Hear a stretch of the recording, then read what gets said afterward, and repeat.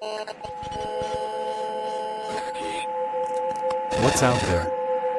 What creates the shadows in the corners or the creatures of the dark? Who are those on the other side? What do they have to say? This is the Gateway Podcast. This is not your normal style of paranormal talk radio. Brought to you live from United Public Radio Network, 107.7 FM New Orleans.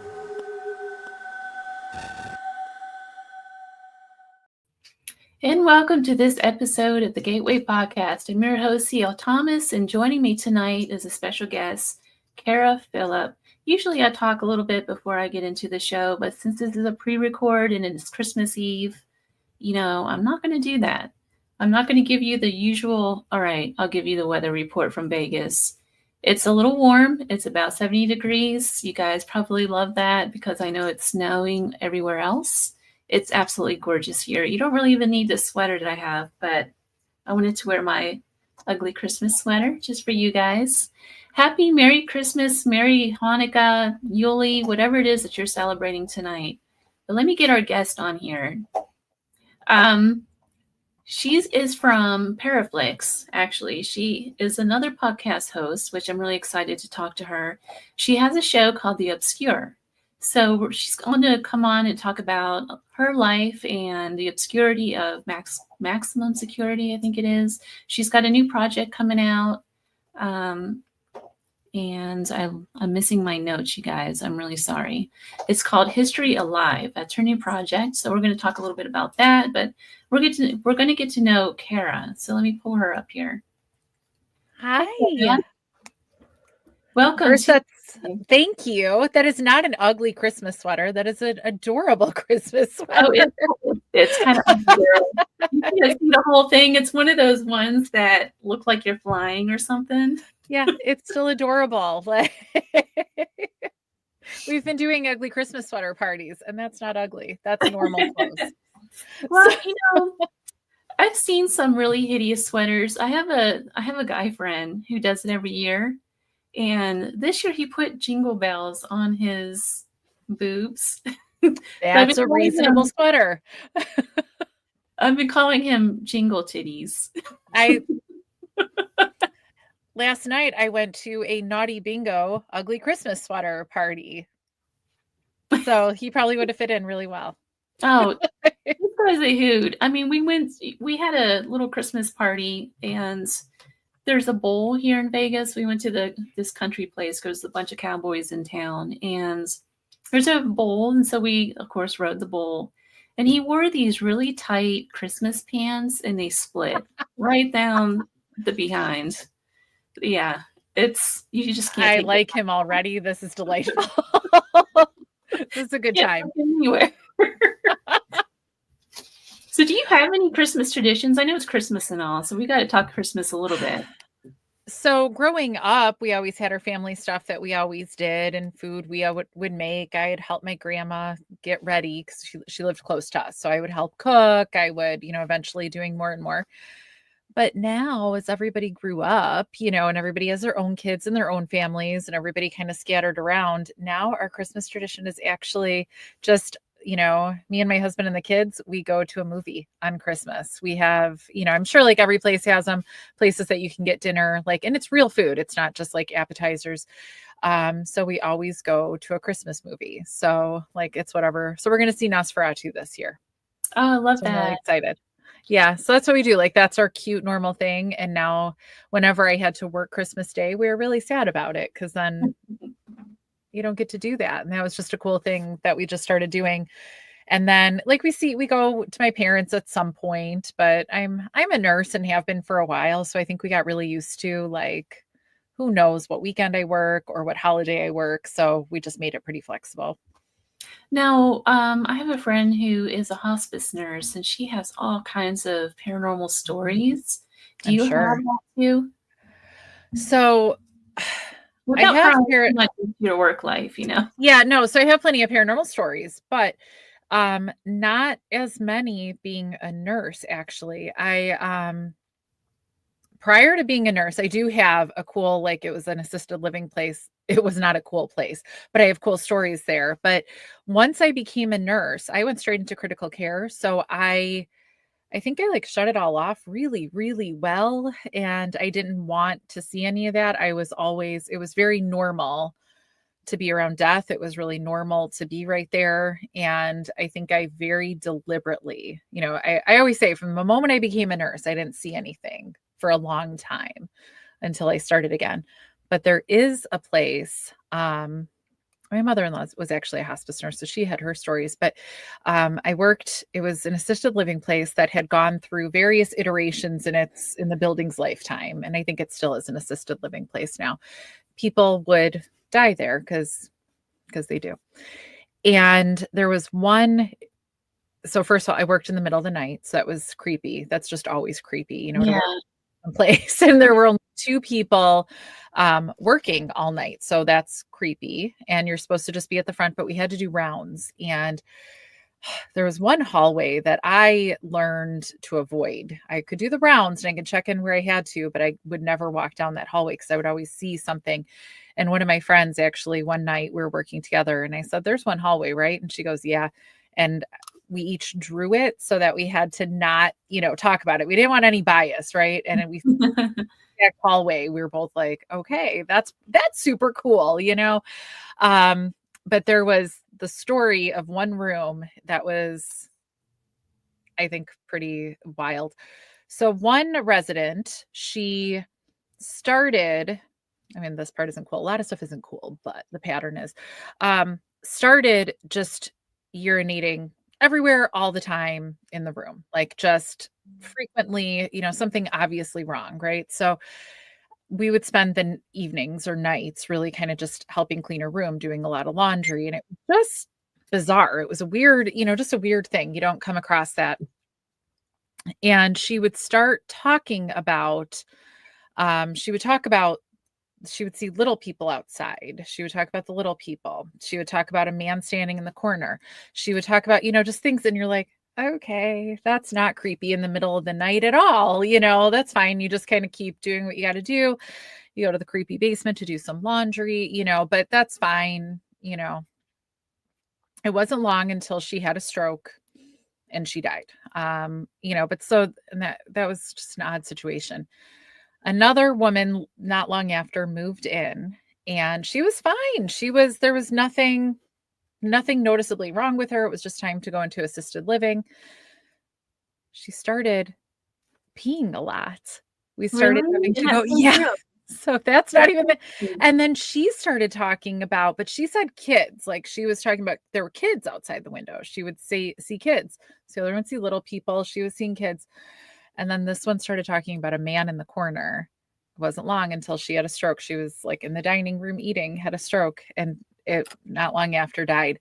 I did not work there much longer. It was not because of the ghost. It was just a terrible place to work. But I went to a hospital after that. But that was, I think, my coolest, are you joking right now? And there's no way. These women, of course, never knew each other. Nothing was, I never saw anything in the room. And I don't think I ever felt anything in the room. But I'm going to be honest, I was pretty busy with keeping this woman safe and doing her laundry now and cleaning up. So I wasn't really thinking, I was like, there is no way. But when the second woman started talking about the kids outside, and there was actually a story that it used to be a school or something once upon a time. And there was one upper hallway that residents would say they saw a kid, like one woman who with definite dementia would say, didn't you see that kid? Didn't you? And you're like, oh. So when you're walking and doing rounds in the middle of the night, it would always be just like, oh, it always felt like a really negative, awful place. So I was so happy to get out of there, but that was my favorite. Just so they had the same pathophysiology for some reason, whatever was happening, they're describing the same things and they both died from strokes. Yeah. And they both were experiencing the same symptoms. Yeah. So that was my favorite healthcare ghost story, but I'm not calling that just a plain old ghost. I don't know what that was. And now many, many years later, I'm like, oh, I want to go back there and, explore that a little bit. but it's still a functional place. And that would be super weird for me to do that. And hey, I worked here a long time ago. Can we talk about this room? But I wonder if they would still have like any commonality, if anybody would be like, yeah, it's still happening. Like that would just be wild. But, you know, medical buildings like that have just that strange energy infiltrated within their walls for some reason. I think a lot of paranormal people don't realize that, but a lot of physicians, I have a lot of physician friends. I used to go to med school and all that kind of thing. And a lot of them do report that there's strange phenomena going on within the hospitals. It can be like those 24-hour care centers, you know, like the little hubs that they have in rural areas. I worked at a psychiatric hospital for a while with it was adolescent young boys from 6 to 18 that they would come in there for different treatments. And I worked just for a brief time, third shift. And what I was doing like medical charts and things like that. It was like an internship kind of deal. And the stuff that would happen in that building, and then the kids would report that they would see ghosts at night and all kinds of things. One day in particular, I had to stay over for some reason, and the medical office that I worked in was right off one of the wings of, they called it the Jaguars unit, which was kids, you know, middle school age kids. That was their wing. And what they would do is when they left, they would lock down that hallway so that no other kids can come in and out of the rooms or anything like that. So they had a motion detector attached to it, and it would not go off unless you physically walk down that hallway. So the whole building's deserted. All the kids were out. I think they were playing football or had something going on. And so everybody was out, and that alarm was going off for no reason, a security alarm in there. And I walked down there several times. Nobody was down there. I'd turn it off, go on back to that medical room, and then something would set that alarm off. And so they looked at the cameras. There's a security camera down that hallway, and there was an actual orb that they caught on the camera. That's awesome. I wish I could have that, but you can't, you know. No, that's the new thing too. You saying that, I forgot. So I have been blessed to work like in new hospitals. I always joke that I go like, I just go to the bougie hospitals, you know, when a new hospital opens, that's where I'll go work around here, a new tower or whatever. Not now I work at a jail, but before that, nice hospital. So there wasn't all of that death attached to the buildings yet. Right. You know, and it's a brand new building, brand new tower. It's not all that gorgeous marble that one of the hospitals we had in the area. That was very creepy to be in. That tower is gone now, unfortunately. But so we kind of got all new hospitals real quick together. But it's the Purell motion sensors that started. So I worked in a very, you know, pretty new hospital. Now it's like 15 years old by now. But the ICU that we were in, still pretty new, some death. There was actually talk of a medium that was a patient a couple of years before I got there that would describe, she did tell the nurses about past patients. She's like, oh, this one says this, and they remember the patient. So I was like, that's really cool. But I never got to have that experience. But there was one room that a patient that had been with us for a long time. It was COVID. It was during COVID. So there's a lot of death during that time. Yeah. It was Christmas Eve is when he finally, you know, left us. And so this was the start of, I guess I always say nothing ever happened once I was a nurse, nothing ever happened at work, but that's not true because of this guy. I remember this. He was in the room still, you know, yet to go to the morgue. His wife had left, and the bathroom alarm, like the pull, went off in the room. So nobody was in there except him. He was not getting up and pulling on that. We literally kind of everybody walked in there together, three of us, just very slowly to look. But for as long as I stayed there, I was still there for like 3 more years. The Purell thing outside of his room would like dispense every now and again. And it was just like a normal thing. And that's when nobody's around. Those will sometimes go by the rooms that things happen in. So that's the new like motion sensor. Even in the middle of the day, you'll be sitting there, and all of a sudden it'll and nobody's there. So that's Interesting. those Purells. Those Purells are how you know they're haunted now, which is funny. And as like in healthcare, you kind of just take for granted that this is going to happen. I don't think anybody, when I talk to anybody, I don't think anybody has ever during my career been like, that's not a thing. You're wrong. Everybody's like, oh yeah.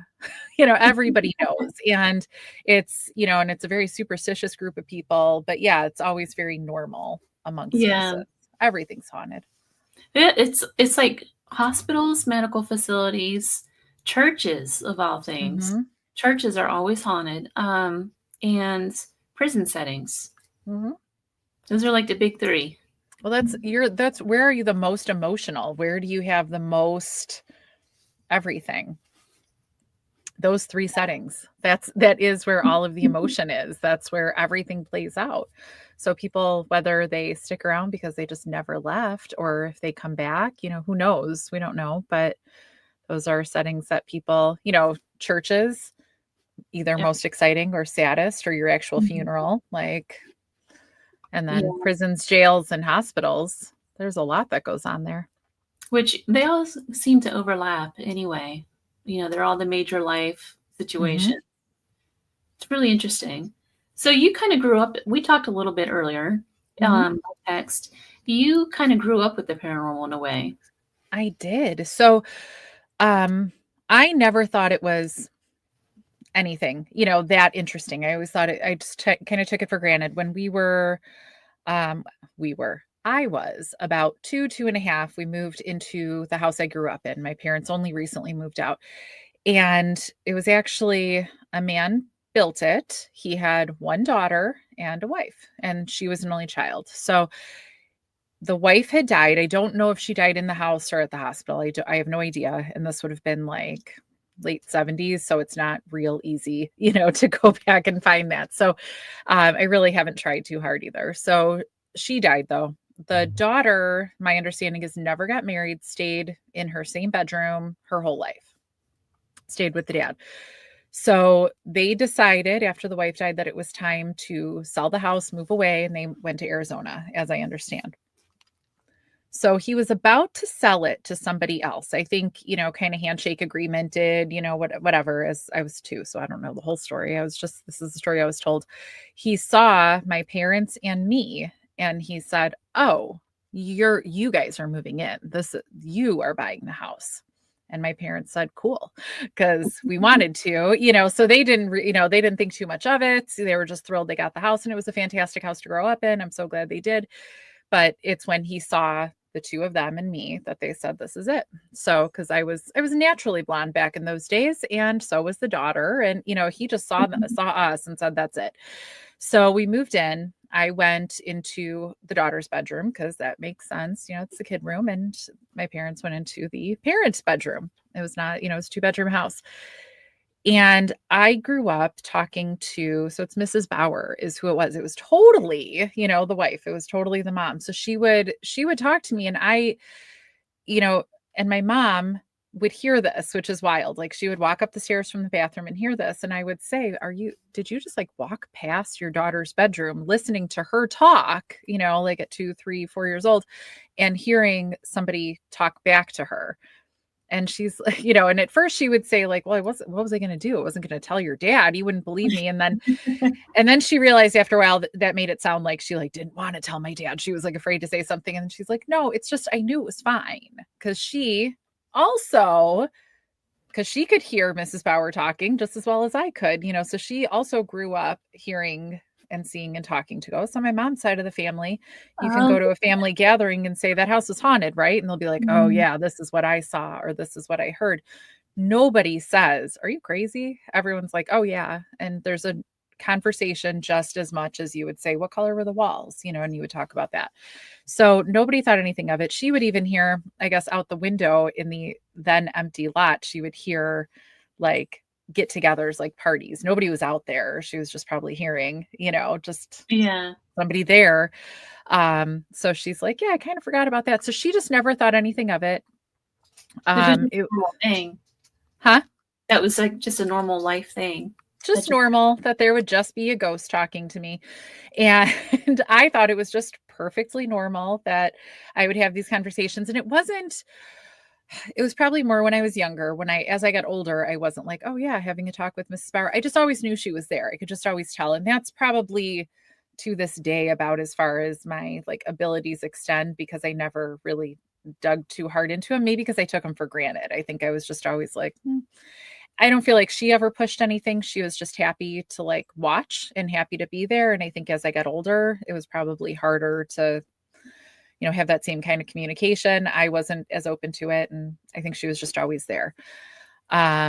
My parents redid the upstairs of the house when I was probably like 9, 10, and they spent one night in my room. And my mom always says that's the most peaceful night I ever had in the house. They had that house for like 3+ decades, but she says that was the best night I ever spent in the house was in your room. And I'm like, that's so weird okay. So, cause she was like there when I was, I think like 13, 14, I was at, my computer. It was huge though. I always like laugh at how big this computer is when I remember it. And I saw her this was the most I had seen of her in a long time. I like saw her walk out and she stood behind me. I felt her say like, goodbye, I'm leaving. You're good. And she walked out the door and, walked out of my life. I don't know if that's when Mr. Bauer died. Maybe she was like, you're good. Or if I was like 13, 14 and she was like, all right, teenager, bye, you're good. I don't need to stick around anymore. To this day, I don't know. Like I felt like at the time it was because Mr. Bauer, it was time to go join him, but I don't know if it was time to join him because she was like not going to stick around or if it just really was time. So, and after that, the house felt different forever on. And I never really, after that, I think I was always kind of like chasing ghosts. I grew up near Bachelor's Grove, so we all had to go to Bachelor's Grove growing up. We did stuff like that. We sought out the spooky, but I really kind of didn't have that same connection for a long time. I moved to West Michigan for a while. It's not a spooky place at all. I had kids. I did, I was busy. I tuned it all out. And then I moved back to Chicago. And that's where the spooky. Now, why is Chicago so spooky? I don't know. I think we're open to it. I think so. I thought it was really normal. So I grew up Catholic, went to Catholic school. I always kind of call it Chicago Catholic. It's a very, it's just more kind of how you grow up. It's a little bit more. I think we're comfortable with like the rituals of mass, even like Chicago, like Catholicism is different in West Michigan, even, it just feels different when you go to church. It's just a different vibe. I think it's a little spookier. You grow up at like sleepovers, you do the light as a feather, stiff as a board, you do, Bloody Mary, all these things that are spooky. And when you talk to people from other areas, they're usually like, I don't know what you're talking about. Like, why would you do that? Or it's normal to want to go to cemeteries at night if you're a kid growing up in the Chicago area. It is not. When I moved to West Michigan, I said to my then husband, I said, why are there no fences around the cemeteries? Like and he's like, why would there be fences around the cemeteries? And I was like, because don't kids go in there and drink and smoke at night? And don't you want to keep people out from doing things in the cemeteries? Like, no, that's not a thing. And he was very like bothered that I would say any of this. And I was like, oh, it's different here. And it is. So I think it's just a spookier place. But then I was tripped out when I first started talking to somebody that lived in Louisiana or New Orleans, most specifically. It was very shared, like even a little spookier from down there, but very shared, stuff that I would consider normal, she considered normal. And I totally appreciated that about her. And I love, when I win the lottery that I don't play, that's where I will be moving, just, I love it there. And so I think there's, every time I go, like, I'm always so sad to leave and I'm like, I'll see you later. But I think we just are kind of spookier and kind of, we are tied down the river and everything. So I think it's just a spookier place. And I think we just grow up that it's a little bit more normal to be spooky. It's interesting. I lived all over the country now. I lived in the Northeast. I lived in the South. I lived in Nashville for quite some time. And now I live in Las Vegas. And I feel like you're absolutely right. The hauntings are different per location for some reason. Mm-hmm. The South has a very deep-rooted haunting level that it like encapsulates the slavery and darker times in American history. There's really no way to describe it. And it's even different when you, from the Appalachian south to like the bayous, or maybe to St. Augustine even, where it was owned by the Spanish at one time. It's very, and then out here, out west, it's a very mean haunting. It's completely different. It's less sadness as what is in the South, but it's like a meanness. Well, and I mean, since it's like the hauntings are tied to people, it's just different lives that they all lived. Like they lived such different lives and like different. So, the same way, just even right now, the culture is different in areas, just even how we move and think about time and everything. That's how they felt too. It was just a different, their realities were just different in all of the different areas. So you go on to start a podcast with Paraflix. Yes. There's so much that happened before that, though. We need to back up a little bit. Yeah, we got to back up. So in the meantime, now we got to like weave this all together. So I mentioned me being an only child. So as an only child, God forbid, I always go to daycare. Sometimes I say, I don't want to do that. And my mom would take me to work. How delightful, because it was so much more fun, which is funny, like when I say the words, but it's true. So much more fun to go with my mom to work than to go to daycare sometimes. And so we would drive. So we lived in Oak Lawn, so south suburb of Chicago, and we would drive out to Joliet where her company had moved. So that was very far back then. I mean, it's still the same distance now, but there weren't cell phones then, and you drove through forest preserve. So it was, dramatically far kind of. Now it doesn't seem that far, but so we would drive out to Joliet, and in the meantime, we would pass some history, and there would be some cool things. Oak Lawn is a south suburb that was a farm relatively recently, just a big farming community. It was the bedroom community of Chicago, and that's where they got their milk from for a while. Now it became a commuter thing. Joliet, Lockport out here, it was its own entity, really. It's not a suburb. Now it kind of is, but then it was not. There were some cool old things out here, including the Old Joliet Prison, which is, Joliet Correctional Center. So it was built in 1856, and it is made of Joliet limestone, and the same architect that designed our water tower place downtown. And so it looks like a castle. It's limestone. The turrets are limestone. It just looks like a castle. And the wild thing about it is it's a maximum security prison that is just right up on just a normal road that you drive down. It's just Collins, it's no, it's no big deal to drive past this maximum security prison. And it's actually on two sides of the road. There's the main prison, and then there's the annex on the other side. And actually, when people are coming to go to DOC, to go to prison, they're getting dropped off on the one side and they have to make it to the other side. It's crazy that this is just right in a town for me. I still think it's wild. So we would drive in. We would drive past a big courthouse from on the south side for Cook County.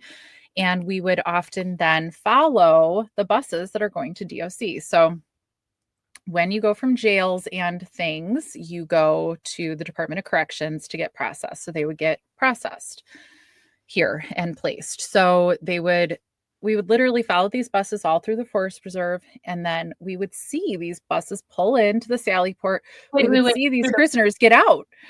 There's a forest preserve. So forest preserves are a thing around here that I thought everybody had. We don't. No, so it is. There are forest preserve districts by county, and it's areas that at some point in time, they said, we're going to not develop this. So at one point in time, I'm sure it seemed very, very far away from the city and very far out. It is not very far out and far away from the city. So it's areas that they identified as being like either ecologically valuable in some cases, or just this seems like a safe area to preserve. So just areas where there's not going to be development. So, and there's just trails you can walk, but it's pretty big stretches.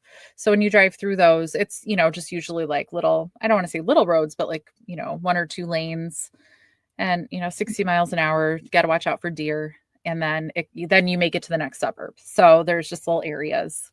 Sometimes there's maybe a little lake in there, so yeah, nature preserves.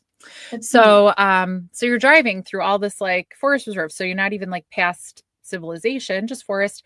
And then you get to kind of city pretty quick. And then you're at this prison and these people being sentenced, to maximum security prison are just getting out. You're seeing them get out of the bus.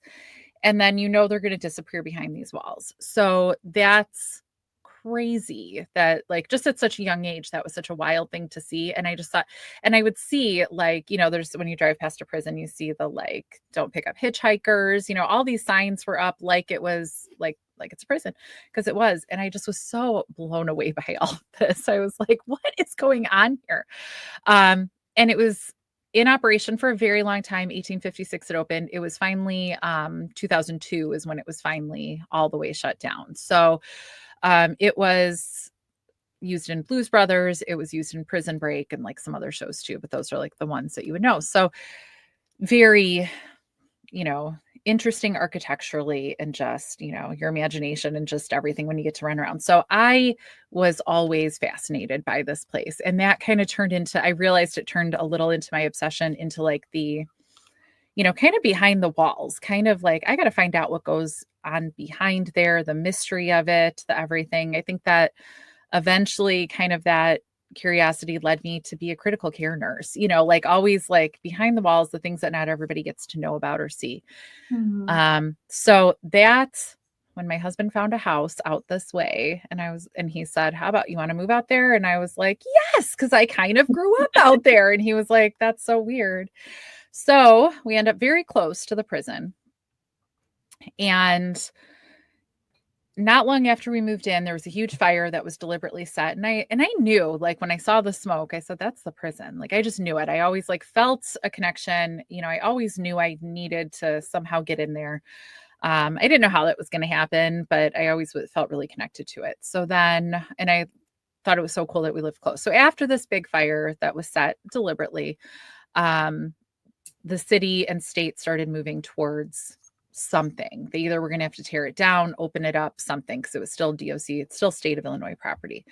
So they then opened it to being run by a local organization, leased to the city, and people could go in. And that became opening it up to the public eventually. So there were one tour I got to go to, and it was somebody that didn't run them very well, the tours. And so they said, well, we can't do that. They eventually opened up volunteer days to help clean it. So that's how I first went in as a volunteer.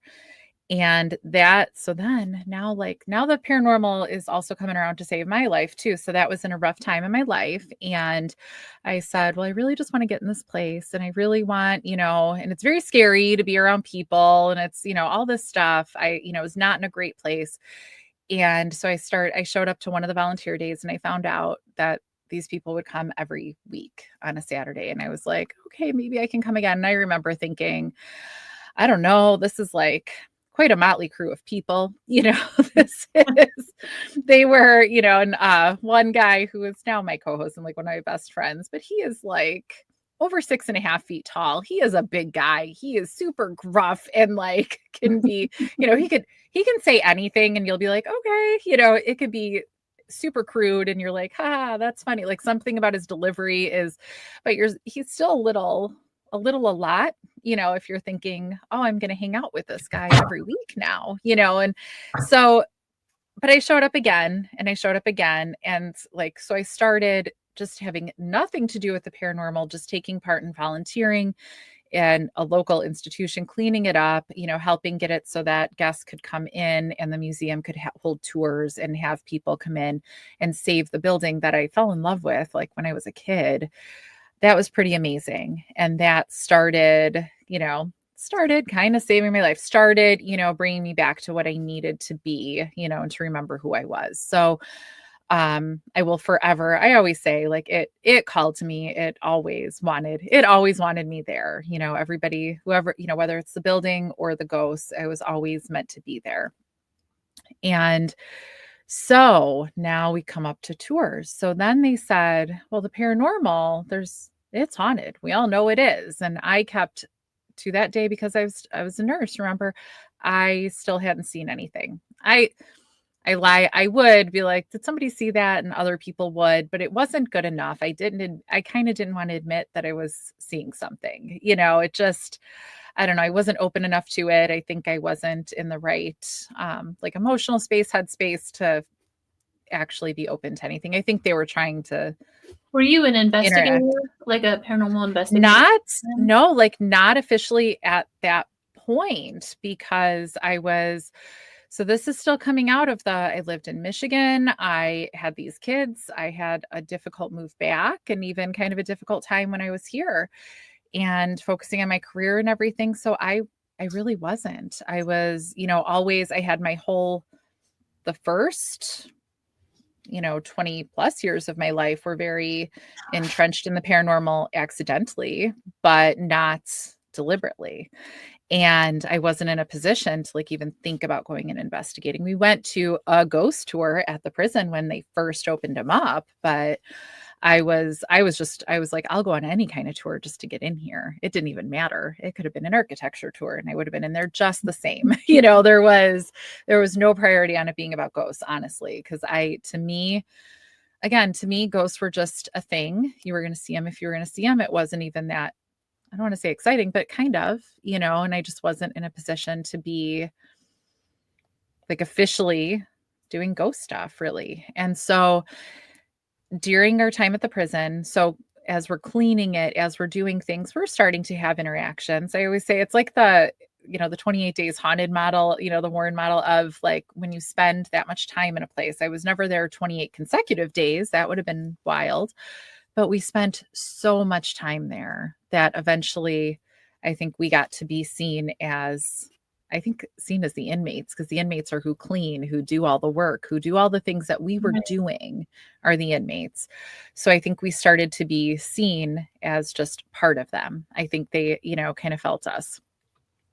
So eventually Rob, who is now my co-host, but again, like, just became, one of my best friends. He had been a paranormal investigator for many, many years. He didn't stay as involved because also work and life, kind of pulled away from being so active. And real jobs that we have. Yeah, no, that gets in the way, like it really, you got to make decisions and have priorities here. And we all know, one constant of the paranormal world is it's very dramatic and people have a lot of opinions and there's a lot of personalities. Yeah. And that is one constant that really has always been present and never changed. So it's just new people. So he, kind of said, I'm going to just focus on life and not worry about all of this. And, chose all of that. So he had kind of stepped away a little bit for a while too, until he was asked by the museum to run the tours. And he said, yeah, that sounds great, because he loves more than anything just talking to people. And so I just started, he and I and one of our other friends there, Nikki, we were the people that were just consistently always there. And that was an amazing experience because, we can all go to these places. I can go to 10 different places, 10 different weekends. But honestly, when you're just kind of quick scooting by these places, you're just seeing them and getting to explore them. How much of that is, great quality investigation. For me, I'm going to say for me, not really, because I'm just so excited to go explore every nook and cranny. Please, like, I want to see that staircase. I want to see that peeling paint. I want to see everything. So did you get to know the spirits that are there? Yeah. So after a while you do, right? So there was some areas that I think I was just kind of like, little bits and pieces I was picking up. But then finally I had an experience that I just couldn't deny, definitely like a full body, big apparition, like sound, sight, and other people even like seeing this, that I think while I was seeing and hearing and feeling things for a long time, I was still keeping the door kind of shut a little bit. And after it just kind of said, here I am, like, enough of this, I think they finally were like, it's time. After that, I was pretty good at knowing what was going on there. So I always call that apparition, that first really big, and I stick with it. I always called him my guard. And that's just what we called, just they would say, oh, that's Kara's guard. So it's definitely a guard. We know that. And I'm the worst. I'm the worst historian ever. All of my friends are way better at like remembering every little detail. Oh, I read about this once. And so we think we know who it was. We think it was a guard that was actually killed in a riot. But sometimes we would hear, and I mean, or it's not, you know, who knows? But it's, you know, I don't even think we had enough time to really, because the story continues with the prison in real life too. I don't think we had enough time to really be able to sit down and really properly assess, you know, if this is the person. But it got to be really normal to hear. So the inmates have soft shoes that you're not going to hear, you know, steps really. Guards have boots. So there was one area we would hear footsteps. It was the guards. There was, you would see, I would see him. And one time we were on a tour and one of the guests goes, "There's somebody up there watching us." And I said, "Yeah, there is," you know, and you could see him just kind of like leaning, watching. There were a few times like with Estes Methods on like even like the celebrity type tours, you know, stuff would come up with it. So I always said like, it's my guard. He liked me. He didn't like everybody, you know, but we were cool, you know. So eventually you have people, there's personalities like in West Seg, they would be the funny ones. So if you had like a spirit box or something, they would be the funniest. And they had time on their hands and they wanted to talk. So they had, you know, kind of even just that area had that personality. So eventually, or even my favorite would be at the beginning of the season when you would walk in, because it's cold, it's not heated, it is stone, it leaks, it's not in great shape. So it gets very cold in Chicago. Yeah, it gets real icy and cold, very. So we wouldn't really go in for at least a couple months, like kind of like mid-December to like late February, we would usually not be in there because it would just be, and it's just icy and not that safe either. So, but you would feel when you walked back in for the first time, it's like, I always describe it like this. You could like kind of see, but you feel and almost hear it, they're like excited we'd be back. You know, it'd be like, you know, you'd say, "Hey, we're back." And you could almost like the building would start to like, you know, the yellow would be brighter and you could just like feel is, you know, what it would be like. And you could see like even in the stone all summer, or even, you know, and it's not even just the lighting per se, like all summer or even in the winter when we were still in there, it just looked more alive. And I was actually talking to someone that was a guard there for a long time. And he doesn't always talk about the paranormal, but every now and again he does. And I'm like, but you can see in the winter when it like kind of dies down and none of us are in there and it's not happy, you know, they're not, you know, and then, but in the spring, you know, not even the spring, just the first time somebody goes back in, the building looks different. Like it almost sparkles when we're in there, when people are doing things in there. And he said, "Oh my God, yeah, like he's seen it too." And I was like, "See, it's, you know, the building loved us, you know, and so he would say, there was one day, it was almost my last time in there, one of the last times, and that's part of the story. Some of us were having conversation, like we all, and it was, you know, weird foreboding conversation. I think kind of the spirits knew, whatever, we felt the need to talk about it, how we feel like we were called there, like we were supposed to be there. And I don't know why we were supposed to be there, but like we were supposed to be. So I think definitely they got to know us. Definitely, you know, we got to know them. And we had a great time when we were there. So we became the paranormal investigator people. So we would, whether it was a big tour that we would lead, just open public tours, or be part of like the rentals or just our own investigating, we spent a whole lot of time there and kind of facilitating that. So I am very biased. I love going to new places, but my favorite is just having a home place to be part of, because the same way I like, you know, you like a home to go home to and the people, you know, you like in your workplace, the people, you know, so it's the same kind of feeling to be with the people that are there. Because I think to me, the hauntings and the ghosts aren't just, don't get me wrong, it's cool when a cool thing happens, but I think it's way more than that. It's getting to know them. So I was spoiled that I had that environment. So then, able to communicate with them and help them in some way?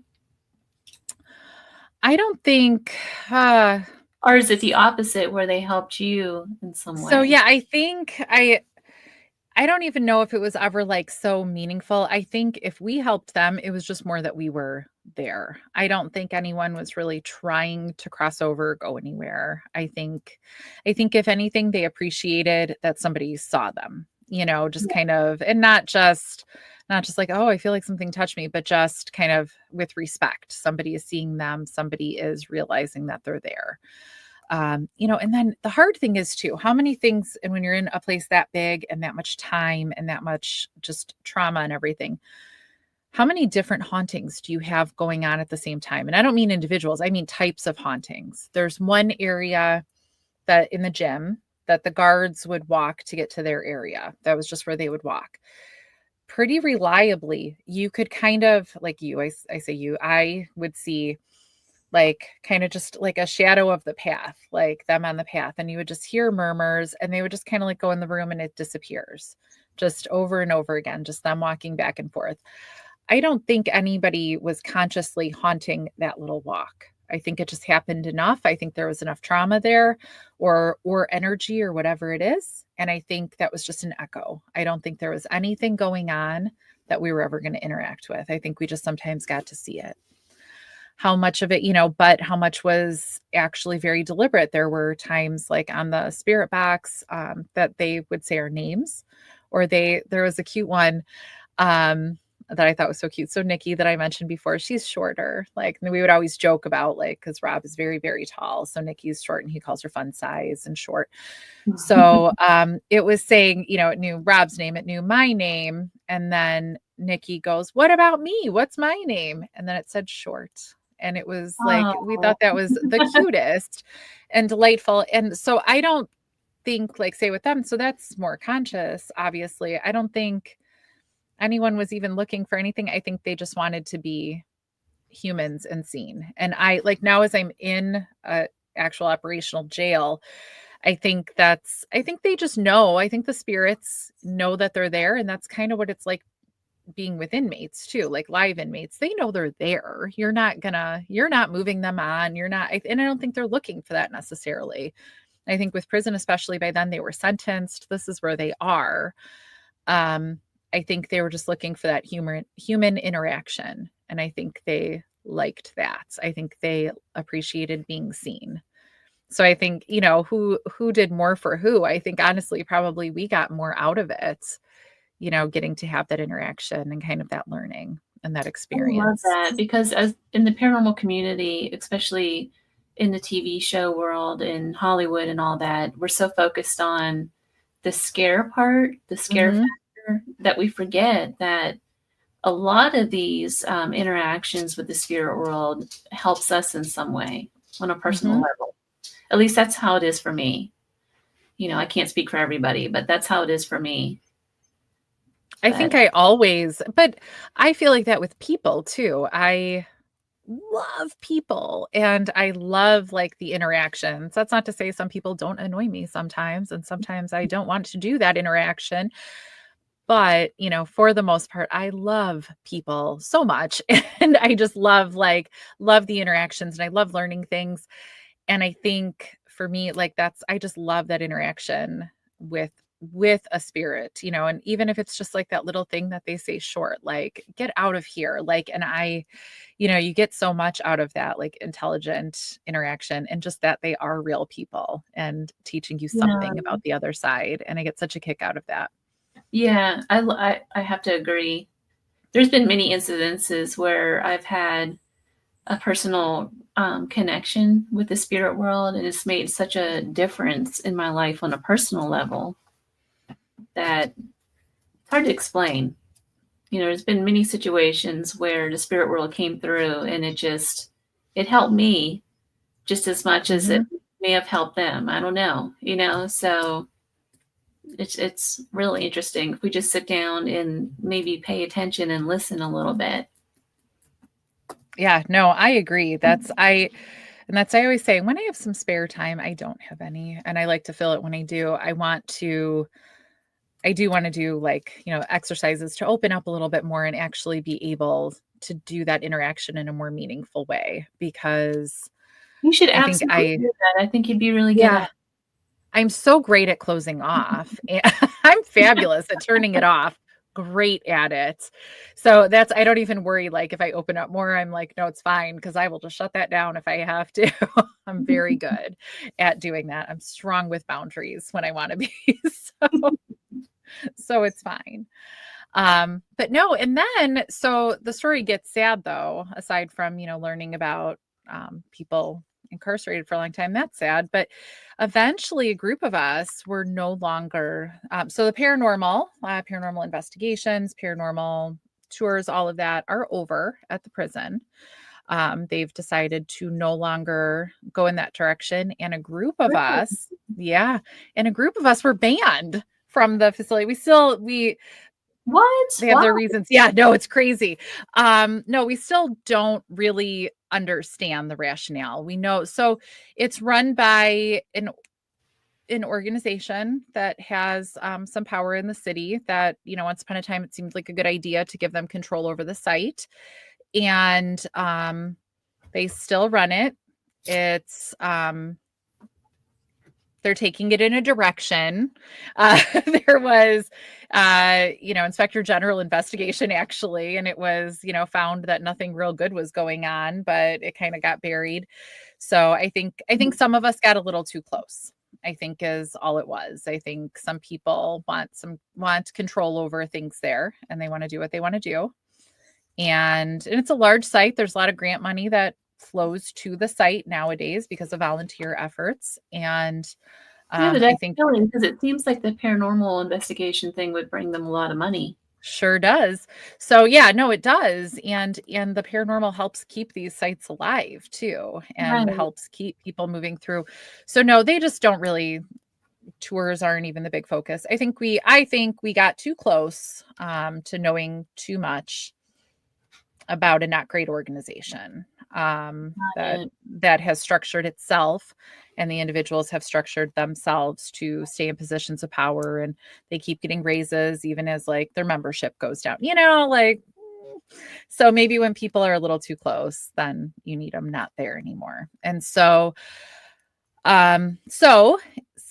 that definitely, that was a rough one for us. That was really sad. Is there any location that you plan on doing all this at?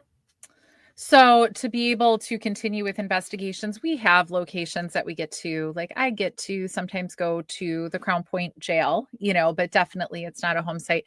So that was really the struggle for us. Like kind of on a philanthropic level, we all love to volunteer and be part of the community. It's not even just about paranormal. Like we want to give back and be part of it. So that was a real struggle for us, and to stay close to home. So we want to be part of an organization, not just showing up somewhere all the time. So we do get to, the jail in Crown Point, we sometimes get to make it out there, but it's not close. We don't really get to go out there, as a big group or anything. And they have their own core group of people, as organizations do. There's the Rock and Roll Museum in town that we're now not on a paranormal level, on a volunteer level, we are at now, because we do want to still be part of the city and elevating it, because it's not all about the paranormal. And I get to stay more involved in the paranormal because of my shows, but that's how I get to stay involved. So, my little plug, but really just part of the journey. So Into the Obscure is now on Paraflix, because I love having more of a show than a podcast that I have to be on top of every week and everything. And now that big, tall guy that I was kind of a little scared of when I first met him many, many years ago now, that kind of we accidentally became best friends, is now my co-host. When it was time to look for a new host this year, my husband, who's also, we're all friends, he goes, it's Rob. And I was like, of course it is, so I get to be on that journey with him, which makes it really cool too, because when it comes to then to go forward and investigate or do anything, if you're already like in this project with your best friend, who's also a paranormal investigator and has been doing this forever, it's really all just built in and awesome. So for now, Chicago has a pretty active, paranormal scene. So I get to kind of be part of that.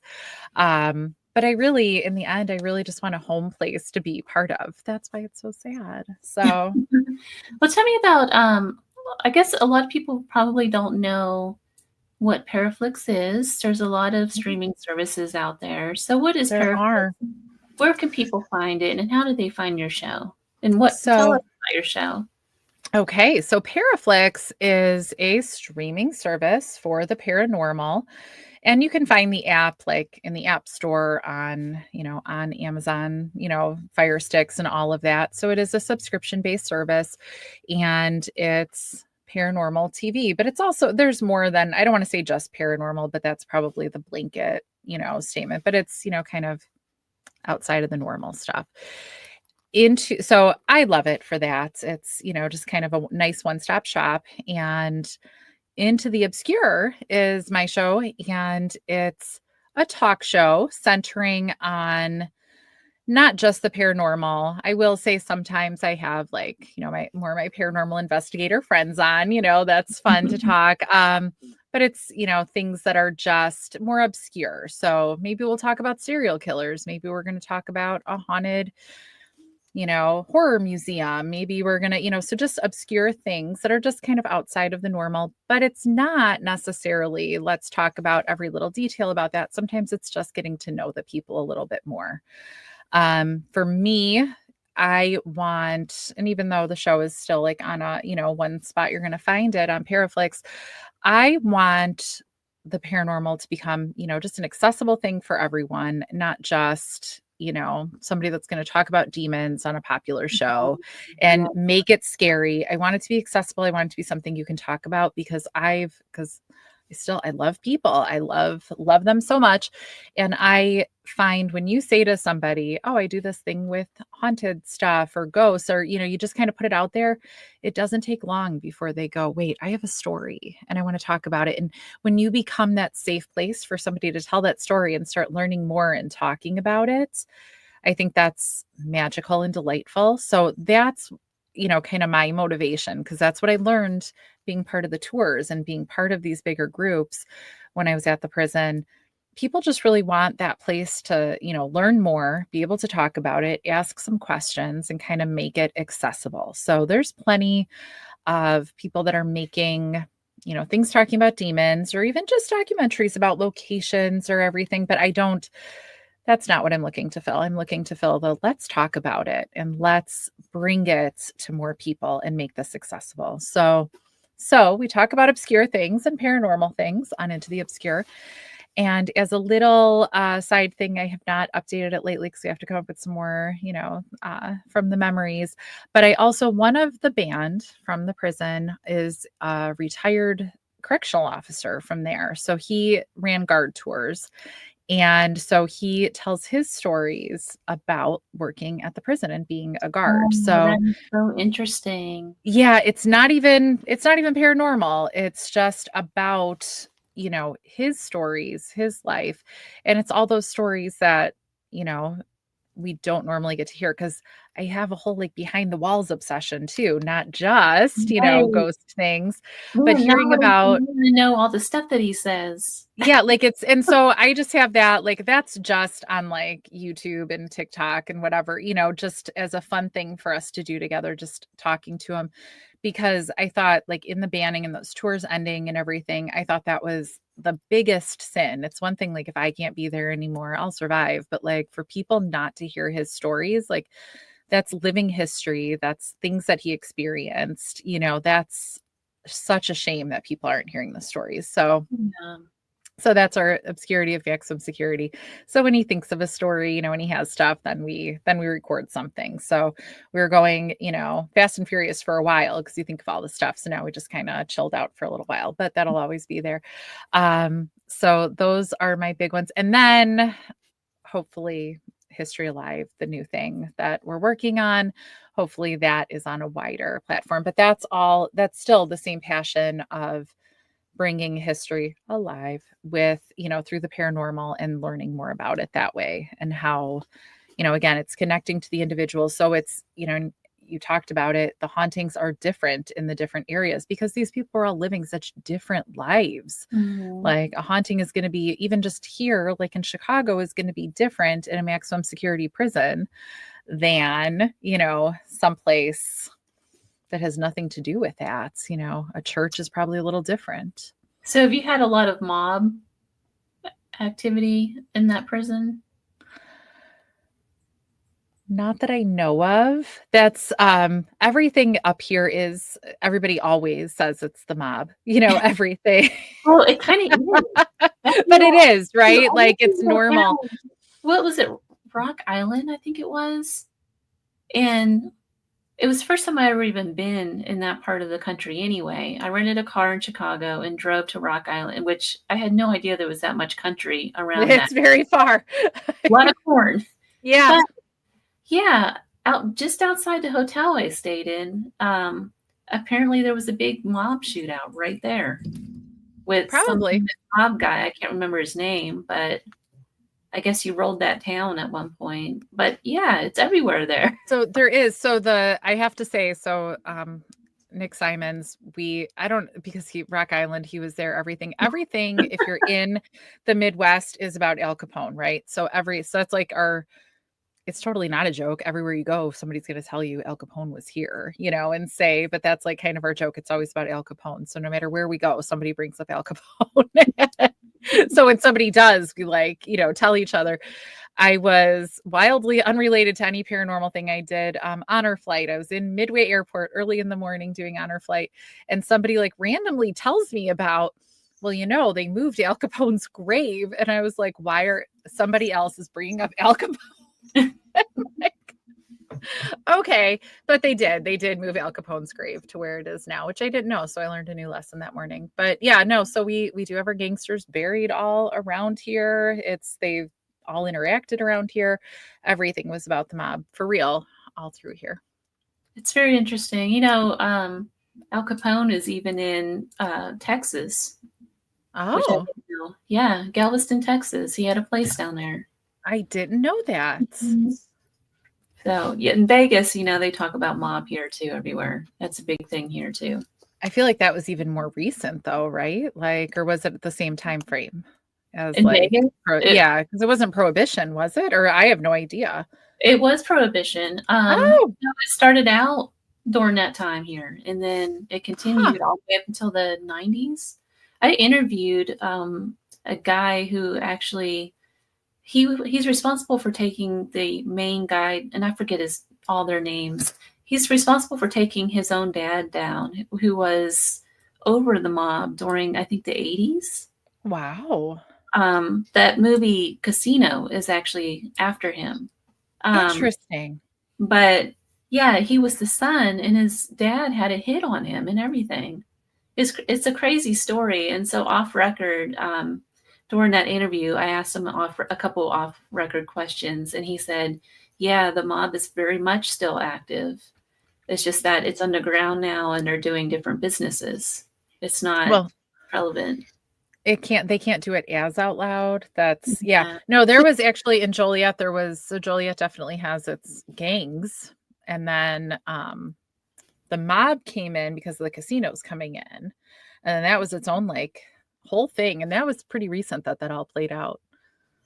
It's all very alive and well. And that's even the interesting thing outside of the prison. It's very very alive and well gang activity there too. So as a tourist destination, that's kind of can be funny sometimes, but it's always been safe. Well, Kara, we are all out of time. That hour just goes by so fast. It does. An hour is quick. I'll definitely have you back on the show though to discuss your new project coming out. For sure. Yeah. And thank you so much for taking the time to come on here. Thank you. I appreciate you. Let's see. I'm trying to. You've been listening to The Gateway, your portal to the unexplained and mystical and the otherworldly, broadcast live from United Public Radio Network, 107.7 FM, New Orleans. For next week, I know it's New Year's Eve that's coming up, and the show is running on New Year's Eve.